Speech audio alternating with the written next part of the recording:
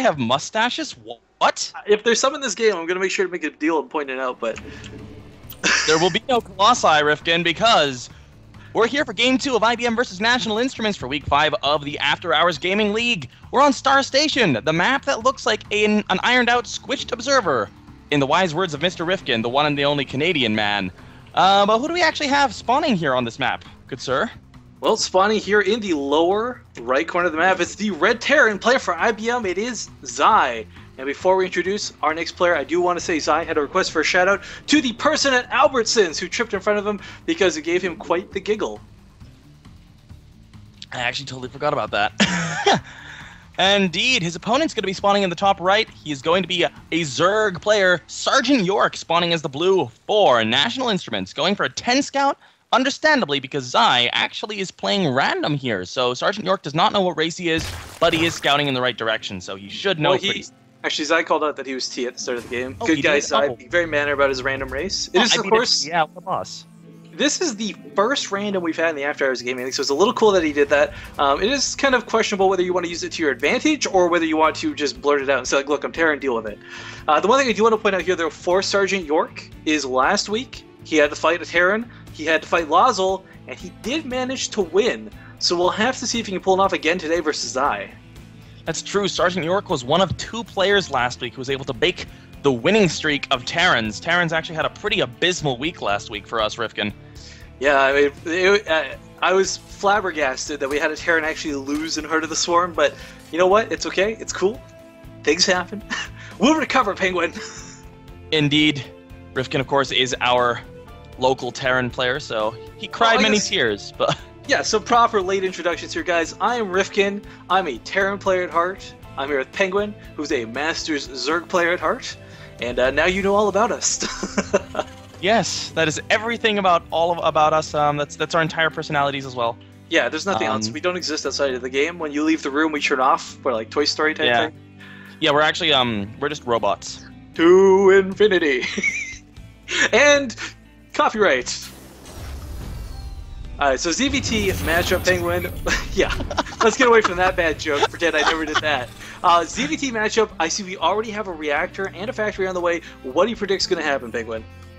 Well, this is obviously going to be going for some Hellion play. The question here is going to be whether or not he adds on a second gas, whether he goes for an armory, how he really wants to follow this up. Because you can, of course, use this to get a good amount of Hellions out, then throw down the armory, and then turn them all into Hellbats, and then just absolutely destroy everything. On the other hand, he could use this to get out some Widow Mines, get maybe a Medevac, try to drop Widow Mines, try to drop Hellbats. We've seen all that happen. So, whereas in Wings of Liberty, this would be a very obvious opening into what he's going to be going into. In HOTS, we really can't quite say what he's going to do just yet. Yeah, I mean, Widow Mines are really, really freaking cool units, guys. I mean, we can talk all day about Hellbats, balance issues, this and that, but the reality is, a lot of what Terran comes down to is effective use of Widow Mines. My favorite player, one of my pro players, Beastie Cutie from Team Empire, has recently been utilizing them in the coolest way possible, and that is planting them on the ground so that your Bioforce can kite right over them with Stim. And all of a sudden, those Zerglings and Banelings that were chasing you kind of just evaporate into nothingness. That's true, and we are actually going to be seeing Zai going for Hellions, so looks like it's going to be Hellions. Whether or not he goes Hellbats remains to be seen, but he has quite a bit of gas banked up, so I would assume we'll see either a Starport or an Armory coming down reasonably soon. Oh, he's going to throw down another Barracks. Interesting. Okay, well, yeah, well, the Hellion opening is very nice. It hasn't changed much from Wings of Liberty, where Hellion Banshee openings are still strong. Hellions in general are much stronger with the Hellbat ability to transform. You can get Zai, I mean, really, whether it's 4 or whether it's 2, you only need to sneak a few Hellions into your opponent's base to just start barbecuing their workers. Yeah, as our good friend Bat Panda likes to say, BBQ! Yeah. For those who don't know, by the way, Base Trade TV, PengWin, myself, Panda, others, we really like doing abusive amounts of Hellions into multiplayer games, 2v2, 3v3, and what have you. It's quite fun. It is indeed. I actually had that. We had a couple of my Insanity 4v4s before. I went mass BBQ into mass Battlecruiser. It worked very well. But we do actually have the Hellions coming up front. Looks like he may actually get that. He may get that Creep Tumor if he's lucky. The Queen moves, the splash damage is still pretty, but 5 Hellions! Get the Creep Tumor. He gets the Creep Tumor. Down. The Queen. Oh, wow, 12 health remaining. The Queen does barely get away. No transfuses available for it, unfortunately, but man, PengWin, if he could have got that queen, that would have been huge. This is going to be Marauder Hellion. We have more tech labs coming down, concussive shells, one Marauder starting.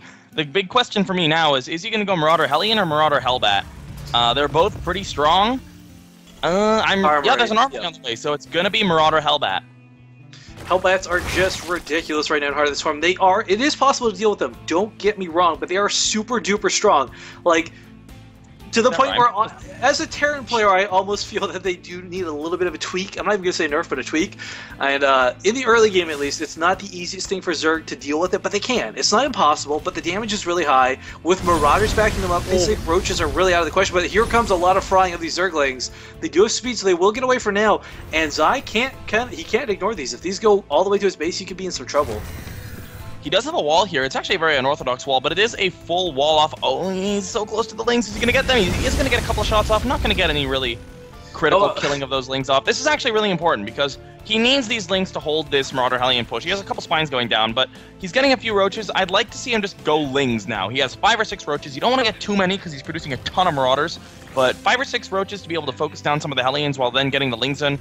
Ling Baneling is actually probably my favorite way to deal with this, but we'll see how this is gonna go. I like that he pulled workers to repair, by the way. It's kind of like having Ghetto Medivacs early on. 3 SCVs repairing. Look at that Micro PengWin pulling back the low Hellions.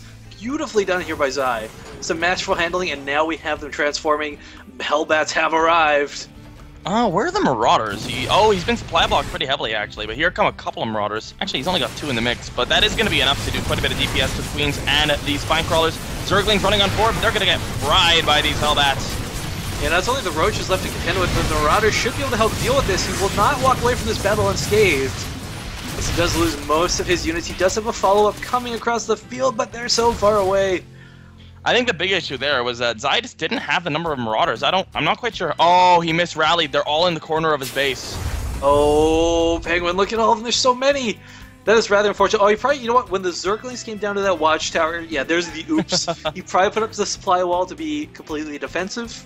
And Marauders don't have the best AI when they're trying to get past the wall. Yeah, no units really do. But on the other hand, that is going to make this follow-up push very, very strong and very, very scary. He's only really got he's pulling SCVs too, PengWin. I like this decision. At this point, there is a Spire on the way. If he doesn't kill Zai now, he's just going to die. Yeah, he's got no anti-air whatsoever. Lings are going to get in, but not going to be able to do that much. Well, the thing is, even if it comes down to a base race at this point, it's Terran. You just lift up. Like, 4 Zerglings won't force that, but if it did, you know, the Hellbats are here to buffer for these Marauders. There's an insane amount of Marauders with this PengWin. The 11 Marauders to 7 Roaches are not going to hold up. No. Oh no, he's only making Roaches. This is going to be pretty difficult to hold now, and all of a sudden, the second push from Zai looks like it may just kill Sergeant York. Yeah, the problem is, I mean, like, there's so many Marauders here. Zerglings would have been a much better response. There's not many Hellbats after that first push. And drones are being pulled, but drones can't do too much with some Marauders. These Roaches are going to pop, but you know what? There's just too many numbers here from the Terran player. High ground, low ground. Not enough gas for the Mutas. He's only got 2 Mutas on the way. Yeah, he was forced to make 12 Roaches. On the other hand, he's actually doing a lot of damage here with these Roaches. Ooh, we had Zai shooting destructible rocks there, unfortunately. So really did cut down on the amount of damage he could do. Nice transfuse from Sergeant York on those Roaches, keeping him alive a little bit longer. But as soon as those Mutalisks get on the field, that's going to change everything, PengWin. There's no reactor for the barracks. There's only 3 Marines potentially produced at a time. And 3 Mutalisks can deal with 3 Marines. Yeah, this looked like it was going really well for Zai, but I think he's just dead at this point. He pulled a lot of SCVs. He's down to only 13 workers to the 28 of his opponent.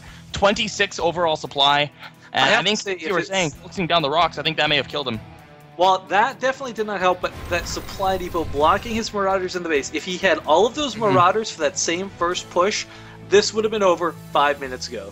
I think so. He didn't... I mean, we saw Sergeant York have not all that much in the way of units to defend that first push, but the lack of Marauders being there really, really helped him quite a bit. And here goes trying to do a little bit of damage, but the Mutas are going to fly on in here, and this will be the end of the game. Yeah, not even Marines in production. GG.